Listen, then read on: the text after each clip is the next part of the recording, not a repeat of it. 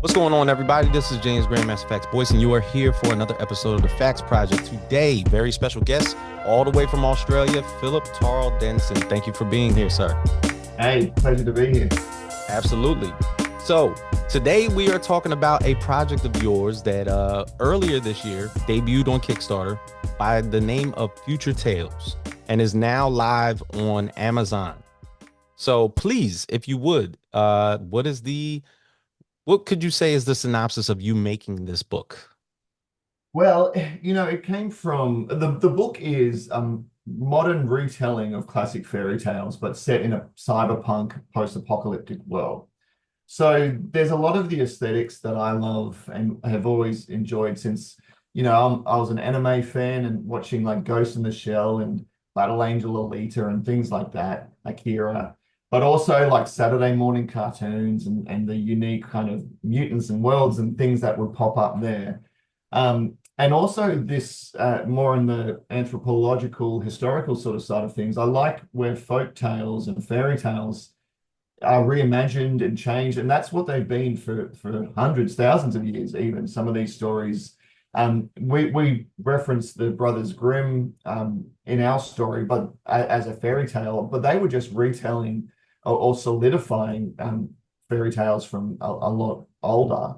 So I kind of like the idea that in fairy tales, as a kid, I would hear about kids being lost in the woods or the big bad wolf, and they would show up in other ones. So the big bad wolf was like in the Three Little Pigs and in Little Red Hmm. Riding Hood, and kids being lost in the woods and Goldilocks and Hansel and Gretel, and kind of created this, in my mind, a shared universe of these fairy tales in True. Europe, somewhere in Europe. That's how I saw it. And as they grew and spread, and they're universal, they're all over the world. I kind of thought, it's time to, update them for a world, not modern world, but a post-modern world where we have some cool cyberpunk stuff and post-apocalyptic world that I love. Right. No, definitely. I mean, of course, I get the comparison or better yet, the parallels between something that of course maybe modernized for children to read, but also it looks like there's a love of Ridley Scott laying in there somewhere. Oh, absolutely. And in fact, I mean, I'm a screenwriter by trade, and I've actually got a script with Scott Free, with Ridley Scott's company. That's a sci-fi feature film. That's a more adult one, whereas this comic's a bit more all ages. There's a lot of cool stuff in there, but there's nothing too untoward, so kids can read it.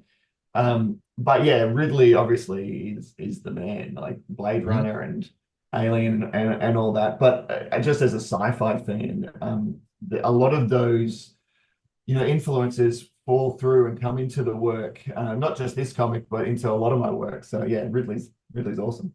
I figured definitely. Now, when we're looking at the basic description of this book, and of course, you've already put it plainly that it is, of course, a retelling in a cyberpunk sort of way of modern day fairy tales. You call it a welcome to the fairy tale apocalypse, but the characters that are brought out in these stories, whether you have Red the Hooded Messenger, Locks the street urchin, cyborg bears, the three little pigs that have their own domains Yeah. that we know in fairy tales. The house made of sticks, Mm. house made of straw, house made of bricks.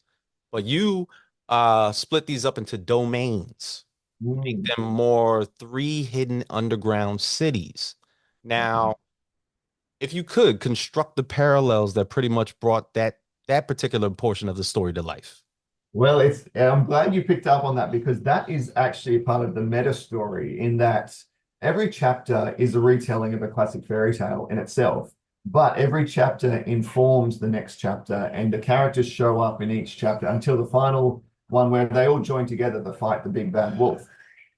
So the meta story, or one of the layers of the story, is the Three Little Pigs story, and that this wolf, these wolf soldiers, the wolf stands for World Order Liberation Force. Hmm. They actually are the ones who have been destroying these underground cities one at a time.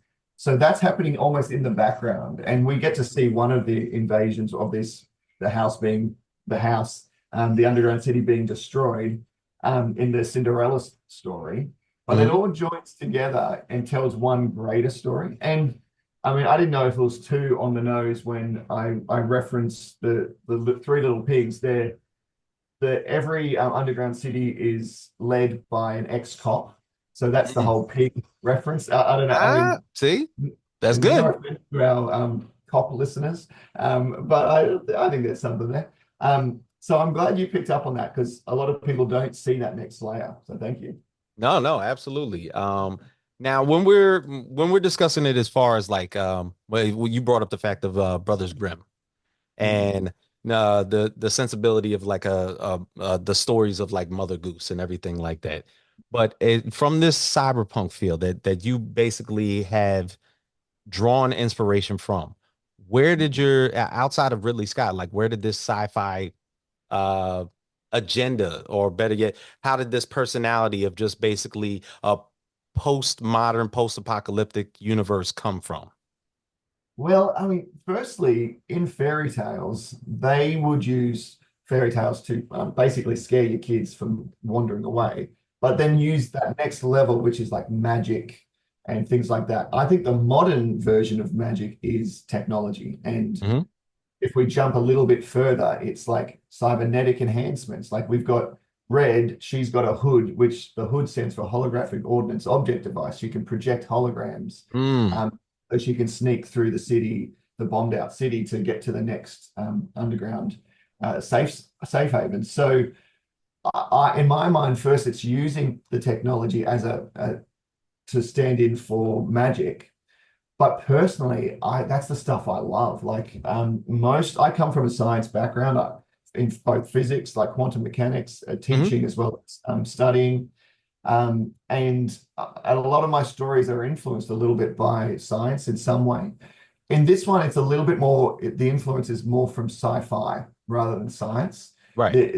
It's more in like the classic things. We've already mentioned Blade Runner, but and we also mentioned animes like Ghost in the Shell and Akira. And that bike in Akira, we've got a sort of a reference to that bike with what Red rides across the surface. So I would say it's comics, it's anime, and it's Saturday morning cartoons. Everything I really wanted to see. Like, and here's a weird little example, but I do know it influenced me as a younger man reading the Marvel series Age of Apocalypse, which was all the characters we knew, but in Yes. this new world, post-apocalyptic kind of just cool. And we saw different Easter eggs to who they are and Hmm. who they are connected. And Cyclops is on the bad guy's side and all that sort of stuff.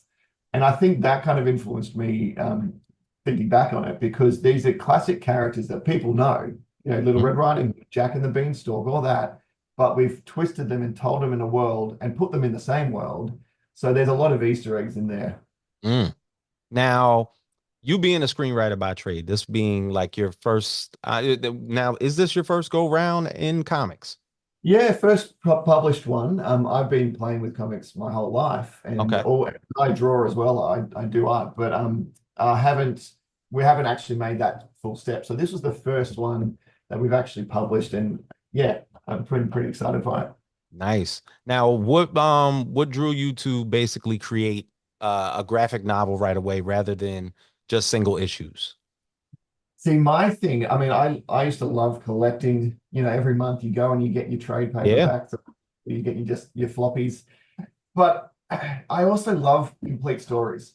Hmm. And it's the difference between feature film and TV. So I write in both mediums. And a feature film, that's a whole story. It's one and done. And yeah, sure, you can have sequels and stuff.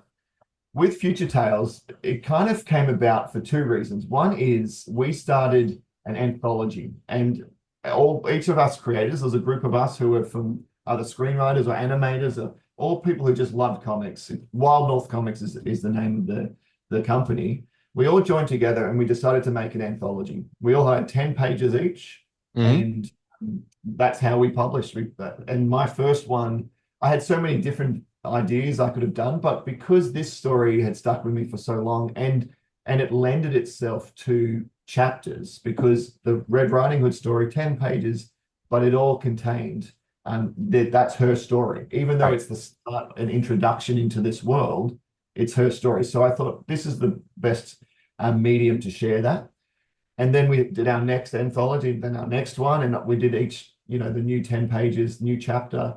So it wasn't long until we said, well, let's do our first collected one. And Future Tales was probably the easy choice because of that.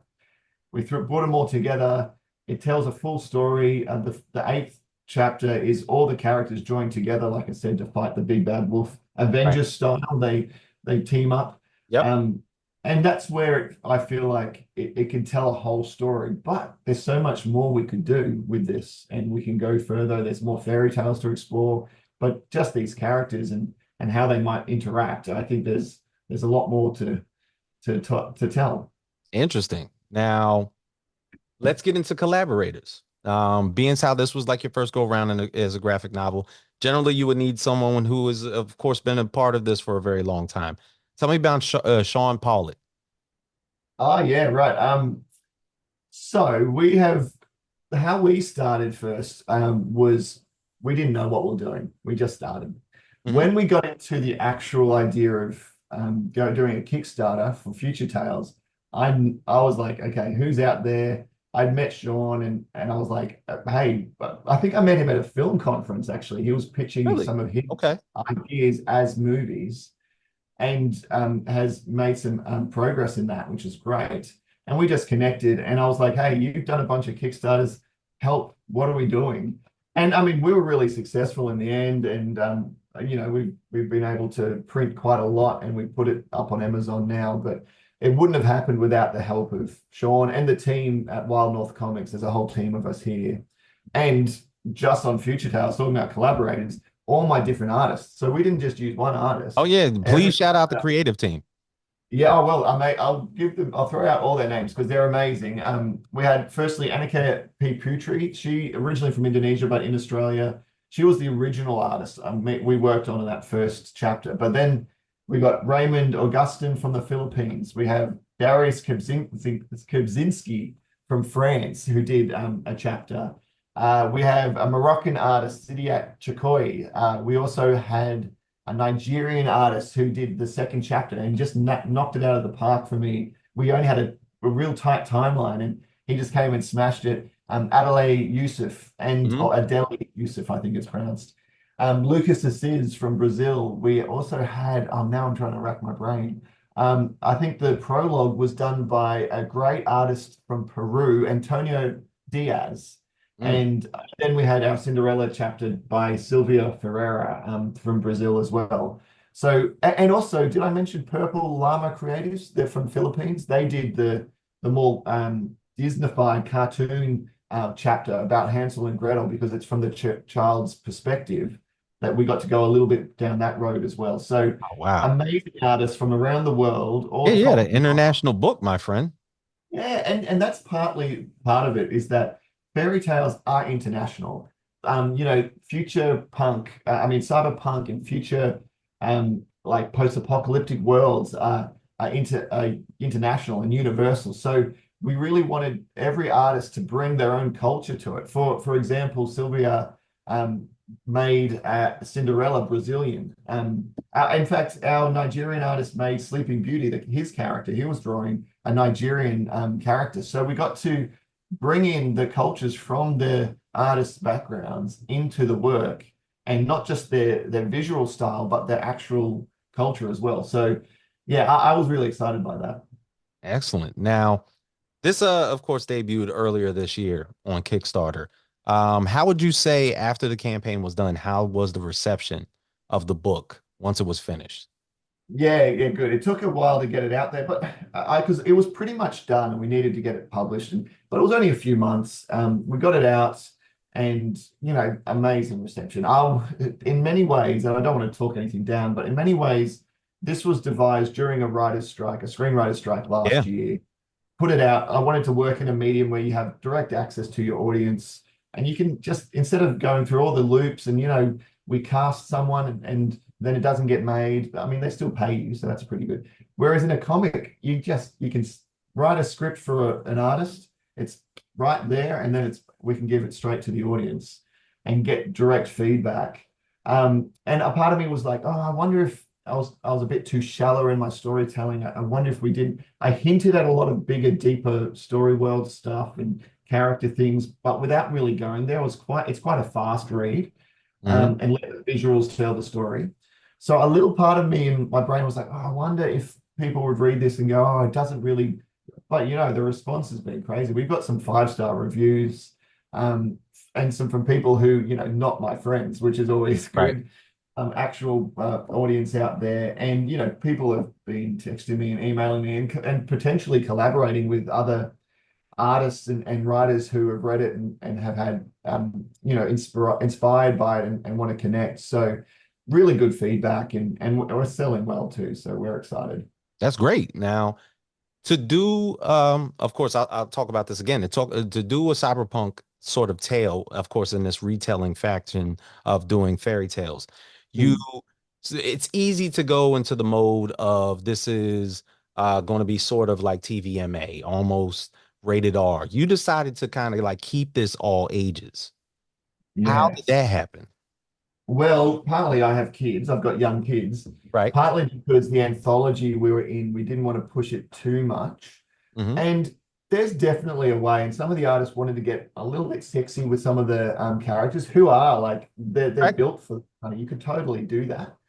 But I also wanted to show particularly female characters who are just like good at what they do. They're not just there for eye candy. So Right.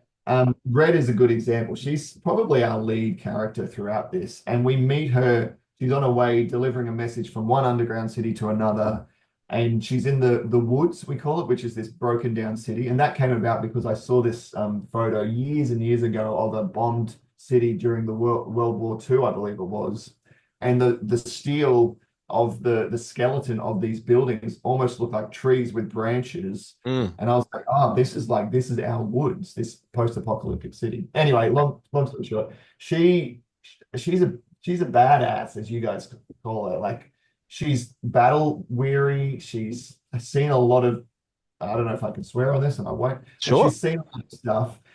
So I wanted to make her tough. She's naturally attractive, obviously, but I wanted to make her tough and like messed up a little bit, PTSD and things like that. There's this one line where Goldilocks talks to her and says, I want to be like you when I grow up.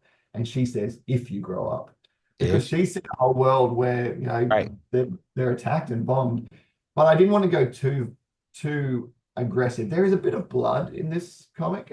Like there's Okay. some this Well, action you and talked about the fact of some of the underground cities being destroyed. So I was like, oh wait, I was like, is there going to be like certain areas where a whole city's destroyed? Maybe somebody does perish. yeah, we see on some panels of people getting, Yeah, of shot by like, sci-fi weapons and stuff. So, course. but to me, I feel like kids, even my kids, even younger ages, can read it and they get the fairy tale stuff. There's nothing too untoward, but it does feel a little bit more like, oh, there's some serious stuff here as well as the funny and fun elements of it. So it really is an all ages comic. I know often people say that when it's really a children's comic, but Mhm. ours is actually, to be honest, most of the people who are buying it, 40-year-old men who are like me, who love the old school storytelling that we had got from anime and the comics that we love. So Right. yeah, it really is all ages, and I think it actually is. It's a feature that I kind of wanted to push for this. Mm. Now, if you could, because of course this was released on Kickstarter first, and Yep. now it's kind of directly there for in the direct market for anybody to basically just get their hands on. What would you say, in comparison, would be your experience with crowdfunding as opposed to the direct market? Well, I know it's getting harder, and I've been talking with a few others, and I'm knowing more and more about it. Like whenever I get into something, I like to really get into it and get into the nitty gritty. And I know Kickstarter, all of those sort of crowdfunding things can be tricky. Hmm. That being said, we had a really good run. Like our book and our second book, Wild North Comics' second book, Did also great. did great, didn't it? And it's because we kind of used it. The books were completed. That helps. I think when people know that the book's ready to go, it just needs to be printed. But also we use it as a bit of a marketing tool because where we Mm. are in Australia, we had built a little bit of a reach just with Wild North Comics with our anthology, but that's not enough to proper sell a book. So I don't know about you, but I actually get nearly all my books from Kickstarter now because This I'll is go on. I'm the same way. Yeah, I just go in and I even just it's almost like the new store. Instead of going to a comic book store, I go in and I look at things that attract me. And I feel like there's the three things that we should as creators always remember. The art that draws people in, hooks people. The concept is what makes them, connect. But the team as well. And the because we didn't have a well-known team, my films aren't necessarily out yet or my TV shows or things that I've written on, it's not, I don't have much of a big following in that. And the artists aren't hugely known, but we have a lot of them. They all have their own little outreach as well, in that they can connect to in social media. So we had that working for us, using Kickstarter as a bit of a marketing tool and get people to look at the concept. And we backed our concept. There's IP, like public domain IP in fairy tales. Oh Everyone yeah. knows them. There's a connection there. There's a new flavor to it. It's like, oh, there's a new twist to this. There's a visual design that people go, oh, and there's a little bit for everyone because we have, like I said, a bit more cartoony chapter, a little bit more European style comics chapter. Like there's a little bit for everyone as well. It tells a standalone story. So it was really designed to be like this can be successful on a social media slash like crowdfunding platform. That being said, if I was doing just a floppy, like a one issue of this, I don't know if it would have been as successful because then, people, it's you kind of you have to go, okay, I'll follow the next issue and the next issue, which I still do. Right. But it being a graphic novel, which Mhm. was more expensive to print, but I think is more for me anyway. It's more like, great, I get a whole book, it's 100 pages, it tells one story, but it's also an introduction into this world, something I can give as a present to a kid or a family member. It kind of works in many different ways for us. But compared to the open market, it's man, you just don't know. We just put it out there, and Yeah. we're doing a little bit of marketing, and but it's really just about to see where it goes. It's all paid for, so we're kind of like, let's see, let's just spread the word because we believe in this comic. We love the story and we love what it's doing. So getting the word out there is really exciting. Excellent. Now you're doing this for the I'm not going to say the very first time, but in comparison to screenwriting, Mhm. comic book writing, how would you say how would you say they kind of contrast the two? Wow, it's great. Like just on the script, I would say the comic book writing, the script is more mechanical because I'm writing for the artist. I'm saying this is what I want. Yes. This is how I see it. Hmm. Whereas writing a script, especially a feature script, and most of my work is in the US. A lot of my feature work was over there. It's not about it. The read has to be. It has to make you cry. It has to make you laugh. It has to do a lot of work. Um, to get through all the layers that be the power structures and people with the money. Right. And you really have to prove what it is. It's a different form of writing, and it's a bit more organic, not so much as prose writing, but I would say it's the difference between riding a horse and riding a motorcycle. From a distance, they look the same. You're both doing that, but one is very more mechanical and you can Hmm. force it into ways. But I will also say comic writing, to me at least, is a little bit more like directing. I'm directing the visual style on the page Right. in that I want this panel to be like this, and I want this to be my final panel. I actually find writing the page and what the final panel is going to be for the turn is so important to comic writing. And you would see in Future Tales, there's a lot of that. Like I've really put a lot of effort into what is that panel to make me want to change, flip the page. Hmm. So I feel like I'm sort of directing on the stage, on the page a little bit, whilst letting the artist, bring that magic. And there's some things that I would have never have thought of until the artist tried it and said, "Oh, what about it? Can I do this? Or can I split this page into two? I'm thinking about this." So that collaboration, one-on-one collaboration, I think is really great as well. Mm. And that's great. That's great. Now, as far as Future Tales now being on the direct market, aside from Amazon, where can people find this book? If you're in North America, Canada, like Mexico, then I would say definitely Amazon is the way to go. We've priced it pretty cheap, so it's and accessible for like, Christmas presents and stuff like that. I think they have free shipping as well. But Mhm. if you're not in North America, if you're somewhere else, go onto our website, wildnorthcomics.com, slash future tales, or just look at wildnorthcomics.com. There's ways we can send it out to you. I know we did the big deliveries all over the world from the Kickstarter. So yeah, we obviously can send to Europe and Africa and Asia. So it's wherever you are. I'd also say check us out on the social medias. I think we're trying to build that up. Wild North Comics on Facebook. Also, my own label that I co-published this with, which is called Outlaw Comics, Mhm. Outlore. Um, we're starting to do some stuff there, but I would definitely say the website, the best two places is Amazon and the website. Excellent. Excellent. No, this is fantastic. Thank you, of course, for joining me and letting me know exactly about this story. Well, thank you. And if we haven't already, I'd love to send you a copy. So you have your own physical copy you can put behind you in the next I would interviews. love to have one. Absolutely. So for all of us here at the Facts Project, Philip, Tarl, Denson, feel free to get your hands on Future Tales right now for anybody in the US, of course, like you said, on Amazon, or you can go to Wild North Comics or was it Outlaw Comics? Is that Yeah, correct? it's only on Facebook or so. We don't actually have our own website yet. And then there you go. And then you can get your hands on Future Tales as well. So for everybody else here at the Facts Project, thank you once again, Philip. We will see everybody soon. We are out.